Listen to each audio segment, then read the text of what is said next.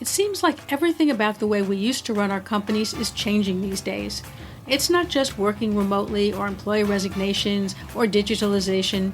Companies are also realizing that their entire corporate structure might no longer serve them as well as it used to. With this in mind, what might the new organizational best practices look like? And how can leadership determine which changes might lead their companies to better outcomes? Hi, I'm Jane Singer, and thank you for joining me today on A Seat at the Table. You are an important part of our global community, which has now grown to include 97 countries. We have so many outstanding people as guests on the show. Each shares valuable insights, expertise, and experience. I always learn so much from each person, and I hope you do too. We've added a new feature to this program, and I'll be telling you more about it at the end of the podcast. Today I'm speaking with Jay Goldman, CEO of Sensei Labs and New York bestselling author of The Decoded Company. Jay is a recognized expert on the future of work and on enterprise orchestration. He's spoken at TEDx, Harvard, Google, Twitter, NASA, many other prestigious organizations as well. He focuses on helping some of the world's largest enterprises execute some of their most critical programs. In this episode of A Seat at the Table, Jay will share why most digital transformations fail, how enterprise orchestration can help companies align people, processes, and technology, and why you need to know your own employees better than you know your customers.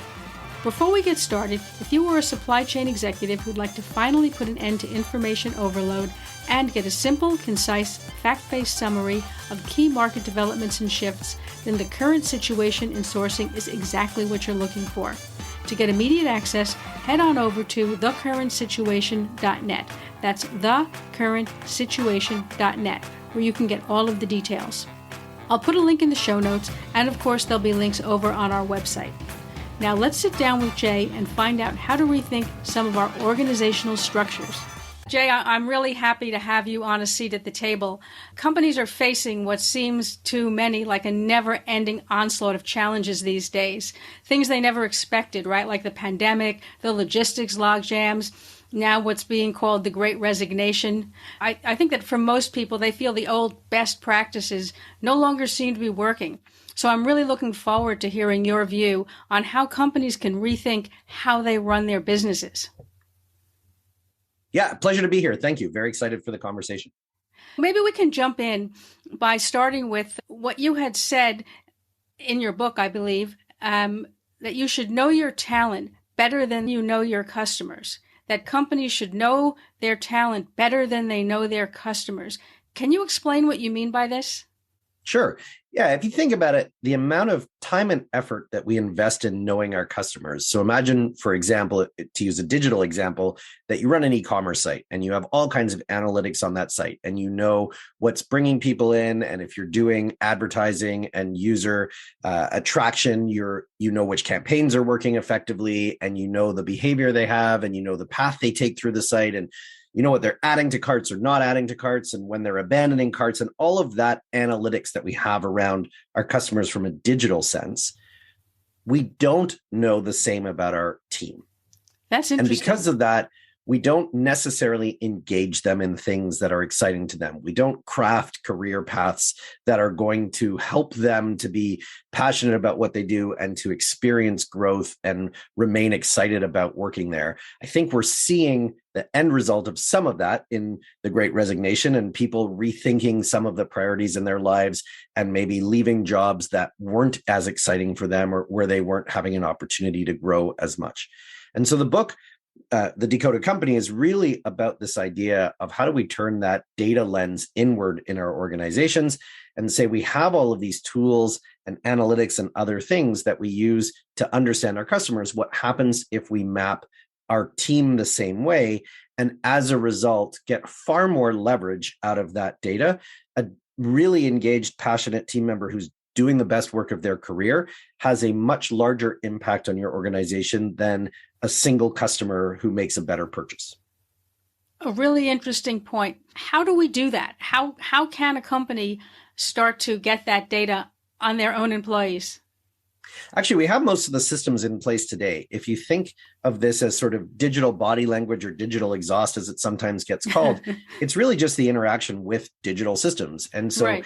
even particularly as a result of the pandemic and the amount of digital transformation that's been compressed into the last 2 years, it has given even more of that data to organizations. And so, if you're now existing on Microsoft Teams or Slack or Zoom throughout your day, the people you're interacting with, the relationships you have with them, all of that sort of data is accumulating. And we're getting a better sense of the social graph within an organization than we might have even had in the past. If you look at platforms like ours, Conductor, or at other platforms where people are doing work orchestration, you start to understand the types of work that people are doing and the types of projects that they're doing and what they've touched in the past. And all of that gives you a pretty full understanding of where somebody is engaged, the type of work they're doing, the people that they're doing it with. And that can really help. It's what we call in the book ambient data rather than self-reported data. And so self-reported data will always have some bias to it. It will naturally have biases we can't even necessarily recognize until we spend time analyzing it. So if you ask people a question like, what kind of work do you want to work on? Or what are you most excited about? They might answer you honestly, but they may also be thinking, well, what's going to get me promoted? Or what do you want to hear as my manager, or that kind of thing? If we can look at ambient data sources and combine them with self-reported data, we may see patterns that don't look the same when we're looking at that.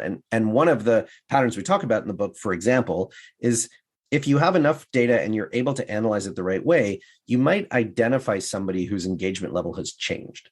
And so what we might term a flight risk, someone who is starting to think about maybe it's time to make a change, they tend to exhibit certain behavior patterns that are pretty subtle and hard to see unless you have access to ambient data about it. They might, for example, start to take things off their plate and not take new things on. Or if they had a baseline of the sort of hours that they were working, whether that's in person in an office or whether today in a hybrid environment, but you're able to see a shift in that time. Maybe they're spending less time than they were. Maybe they're answering fewer questions that get asked to them. A set of data around that might observe a pattern that would be pretty subtle and hard to see as a human, but relatively easy from a data perspective. And that might tell you that that person is starting to head towards a change. In some cases, that might be a positive change for the organization. And you might think, oh, okay, well, if this person leaves, actually, that's not a bad thing, and we're going to replace them. And you might start interviewing and looking for a replacement. In other cases, and hopefully in most cases, that's a negative. If that person leaves and you want to keep them on the team and you want to engage them, that's a good time to maybe have a conversation. And you don't have to go into that conversation and say, I've been looking through all of your data and I've observed that I think you're leaving, but you can go in and say, I just want to check in and see how you're doing. Are you working on things that are exciting for you? Where do you want to go as a next step in your career growth? A well-timed conversation like that can nudge you in the right direction. Right. Yeah, I think that's an interesting way to look at it. And I think that it's interesting that companies have this kind of sort of a window onto what's happening that can give them a more accurate picture. Because absolutely, if you ask someone, they're going to answer you a lot more strategically than maybe revealing what the true situation is. So to be able to sort of have that heads up that someone, as you said, maybe heading out the door, can really be game changing for companies. Now, you refer to enterprise orchestration. Can you tell me about that? I mean, how does that work? Yeah, enterprise orchestration is a state of having all of your best players playing together from the same shared playbook or songbook. If you think of an orchestra and a conductor, it's getting to that state where everybody is playing together, but different instruments or different groups of instruments may come in and out as required to pull the whole ensemble together. If you think of maybe a jazz ensemble who are able to improvise together, and they're able to do that in the right way within the same shared structure of a song, and sort of anticipate each other and make space for a solo when there's the right time for solo. That is the state of enterprise orchestration. We would contrast it to where most organizations today are in a much more traditional top-down command and control hierarchical structure, or where you might have a centralized project management office or transformation management office whose job is to try to manage a project getting done on a schedule. And that has traditionally not worked very well for organizations, but is a management legacy that we continue to carry forward despite the fact that it doesn't work. So if we look at enterprise transformations, you can see various different stats depending on who you look at, but generally it is considered that about 70% of those enterprise transformations are going to fail. And they will fail at various levels. So some of them will fail completely and the project will be a disaster. Others will succeed somewhat, but may not achieve the full outcome of the goals that were stated or the benefits that have been committed to the organization. And 70% failure is a pretty striking rate. The only career where it's okay to have that kind of failure is if you're a baseball player and you're hitting, 300 is not a bad hitting rate if you're a baseball player. Right. But aside from that, that's a pretty terrible outcome. And so when we think about orchestration, it is how do you get past that kind of failure, let go of a lot of the concepts that aren't serving us in terms of that centralized project management capacity is the thing that's going to run the project successfully, because it's not, but moving that more towards a conductor role where you are leading this orchestra through this is a new way of thinking about it that is giving much better results. Can you give examples of how what that might look like in a company? We're going to take a quick break now, and then we'll be right back. We were hiring when we were making 50 to 100K monthly losses. And why? Welcome to episode 1. I can't think of a single founder who's been around for a decent amount of time in business who hasn't had their tunnel of year. This was that year. We're going to be okay, yeah, Sheree. Some are going to hear this and think, you TDP. But hear me out. You only have to do the math to understand that very soon we were $500,000 down. Yeah. So if you think about what happens today with a traditional project manager, they will sit down at the beginning of a project and they will come up with an extensive project plan using something like maybe Microsoft Project. We've all seen those before. It's lots of Gantt charts and that kind of stuff. Right. They will then spend the rest of the project trying to get everyone else to pay attention to that thing, because it's not natural for everybody else to want to go and read extensive project plans. And so they will spend a lot of time trying to get people to pay attention to it. And they will end up managing that project by looking in the rearview mirror. So trying to understand what's happened behind us and then updating the project plan so that it reflects those changes. And they will spend a lot of time just trying to get that status from people, because the status reporting component of this isn't something that people really want to spend a lot of their time on. It's not exciting work. It's very manual. And so as a PM, in a traditional PMO, I'm spending a lot of my time just trying to understand how far have we deviated from our plan, which is really your plan, not our plan, but how far have we deviated from your plan, and what's it going to take to get us back on track? And what you end up with iteratively is a plan that at the end of the project will look correct, because you've continued to modify it to reflect reality as the project has been executed. What we see with our customers who are generally running very large programs, but you might be at an enterprise transformation level, you might have, let's say, 100 people engaged in this program. And if you've got 100 people at an average salary of $100,000, you're spending $10 million a year on people time. Typically in those programs, 25% of that work effort is status reporting, which means you're spending $2.5 million a year to update PowerPoint decks and try to reflect a project plan that is accurate to where you thought you were going to be, which is an astounding amount of money compared to what people could be doing as much higher value, more engaged work that is furthering the purpose. It's also the work that everyone hates. So when we think about things like the Great Resignation, to think about this in the lens of why are people leaving? Well, one of the reasons they might be leaving is they're spending a quarter of their time updating PowerPoint decks and Excel spreadsheets and all of that kind of stuff. It's not the work anyone signs up to do. And so what we see instead in this state of enterprise orchestration is a move towards things like real-time reporting. In you have a system that is observing the project as it's running, and you can have people spend a very small amount of time layering some self-reported data on the ambient data that the system is already aware of.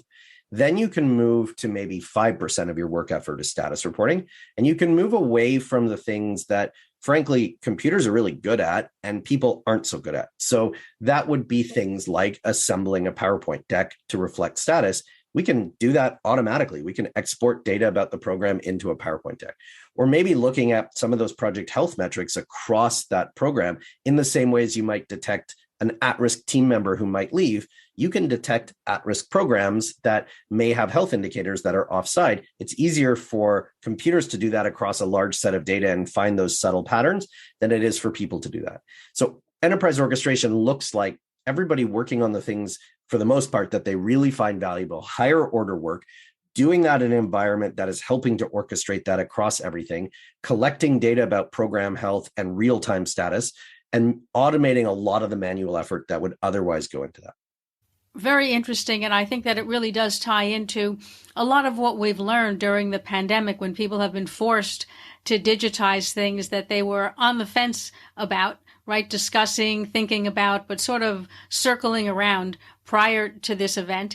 And then they had no choice, so they jumped in. But I think that leads me to another point that you brought up, which is the fact that most digitizations or digital transformations tend to fail. And the percent that you mentioned, I think it was 84%. I mean, that's really shocking and actually quite frightening if you're running a business. Where are companies missing opportunities here? What are they getting wrong?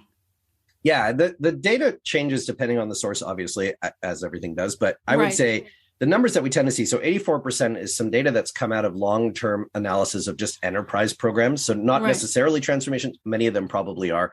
And I think the word transformation is one of those great flexible words that can mean almost anything. So you can get away with doing pretty much any kind of program at this point and calling it a transformation. And I think what we're actually seeing is, in a lot of cases, particularly a digital transformation rather than, say, a strategic or business transformation, is really just an excuse to upgrade a bunch of old systems. Because IT departments have been trying to get budget to update those systems for years. Nobody was paying any attention to them. And now they're calling it a transformation. And all of a sudden they have budget because there's a transformation office and they can submit a request for funding to that. And so some of those transformations will succeed in the sense that really the mission here is upgrade old software or hardware, but it's not actually a transformation. You're not changing anything about the way that the business actually works. And so it's a bit of a cheat to sort of lump them into that transformation category.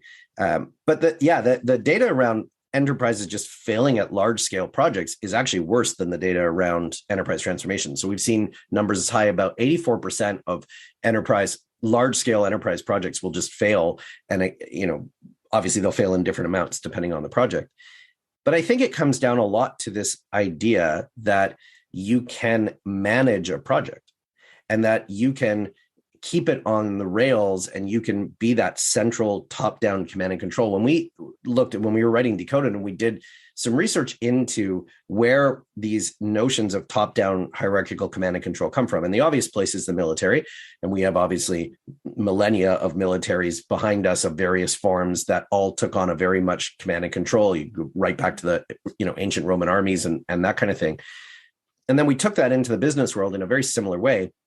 And if you think about the modern org chart, the way that we all think about modern org charts, it actually originates with American railroads in the 1800s. And so you can actually, if you haven't seen this image before, and it's a beautiful image, so it's worth just Googling first modern org chart and you'll find it. But what it actually represented was the branch line structure of the railroad. So you had each station reporting up to the branch line manager who reported up to the trunk line manager, et cetera.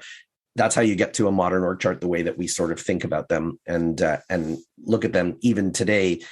And so when we started writing on this in the book and we did some research, we were actually surprised to find that the military is moving away from hierarchical command and control. Not in all cases, and they still very much have a hierarchy, but what they've realized and are doing lots of experimentation around is the people with the best capacity to make decisions are at the edge of the network. They are the people who are closest to the situation on the ground.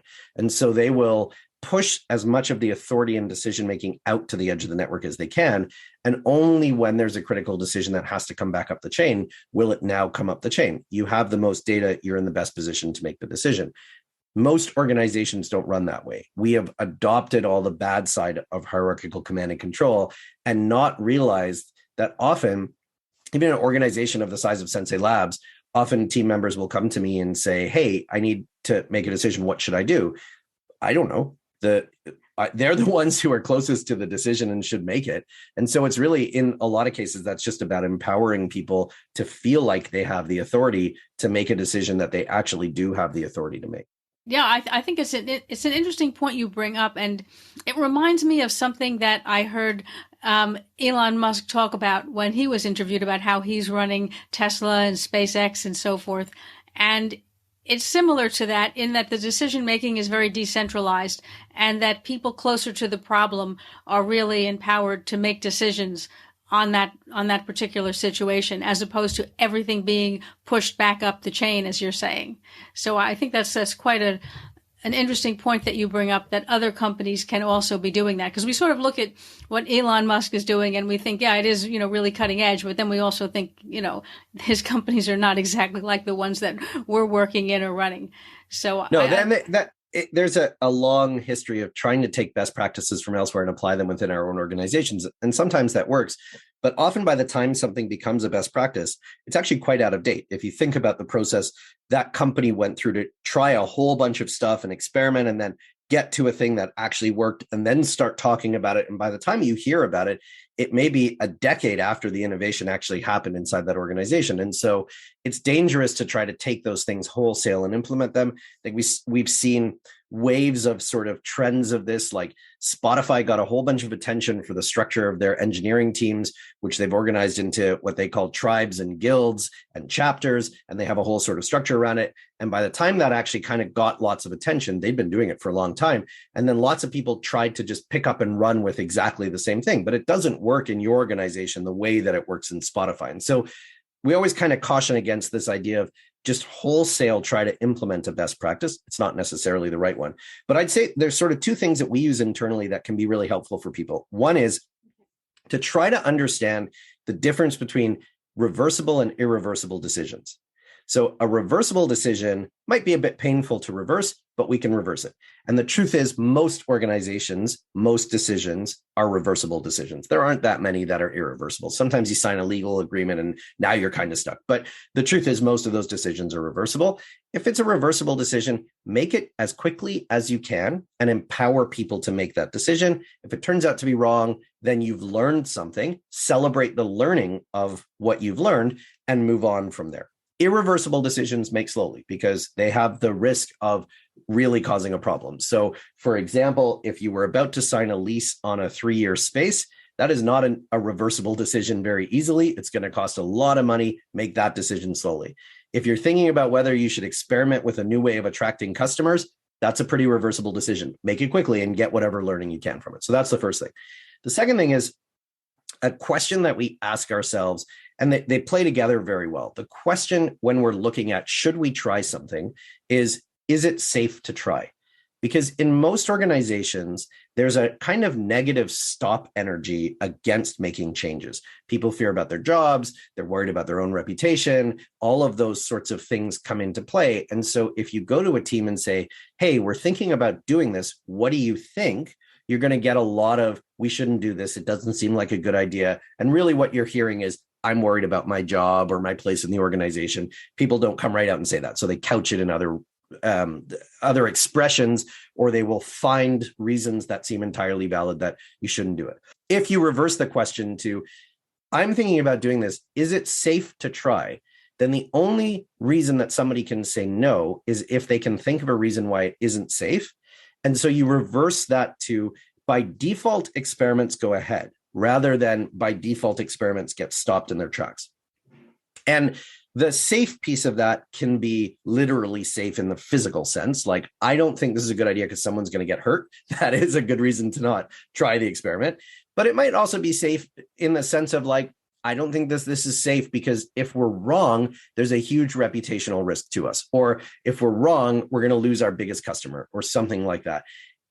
Generally, we've found that people will shift their thinking to, I can't think of a reason why this isn't safe, so we should go ahead and do this. And that moves you to a much more agile state as an organization and a lot more easily able to experiment.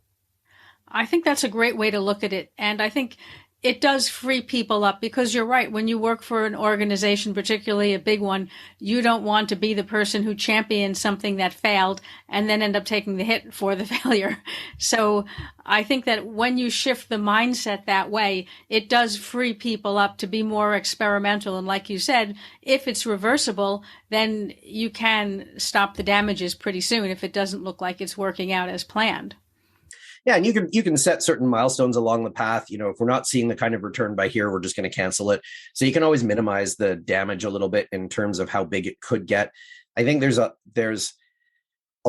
lot of your listeners probably work in large organizations where the idea of affecting this kind of cultural change is exhausting. And the truth is, unless you're at a position where you have enough authority to affect it, you're probably not going to be able to. You don't have to do it organizationally. You can do this within your own team. So either as a team lead of a smaller team or even a member of a smaller team who has a team lead who's on board with this kind of thing, don't try to boil the ocean and change the entire culture. Just focus on your team. Can you create enough psychological safety, which is a really, really important concept in this, that your team feels safe experimenting just within the confines of your team with things you have enough control over? If you can show success of that, success begats success. If you can demonstrate that you're successful, other people will want to be part of the winning team and they will take on those things.